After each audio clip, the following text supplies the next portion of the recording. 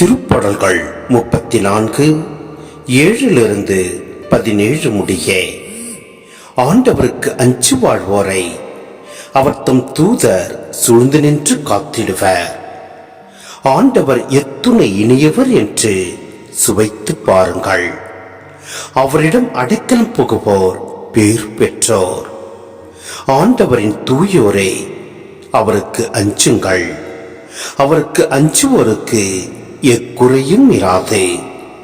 சிங்கக்குட்டிகள் உணவின்றி பட்டினி இருக்க நேரிட்டாலும் ஆண்டவரை நாடுவோருக்கு நன்மை ஏதும் குறையாது.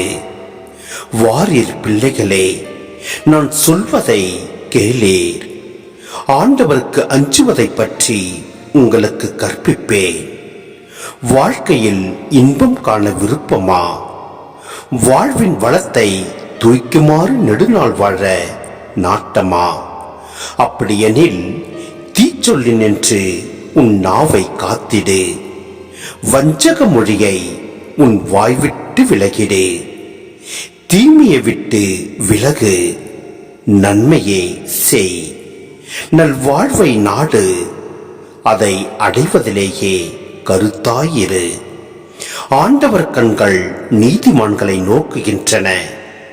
அவர் செவிகள் அவர்களது மன்றாட்டை கேட்கின்றன. ஆண்டவரின் முகமோ தீமை செய்வோருக்கு எதிராக இருக்கின்றது. அவர் அவர்களின் நினைவே உலகில் அற்றுப்போக செய்வார். நீதிமான்கள் மன்றாடும் போது ஆண்டவர் செவிசாய்க்கின்றார். அவர்களை அனைத்து இடுக்கணினின்றும் விடுவிக்கின்றார்.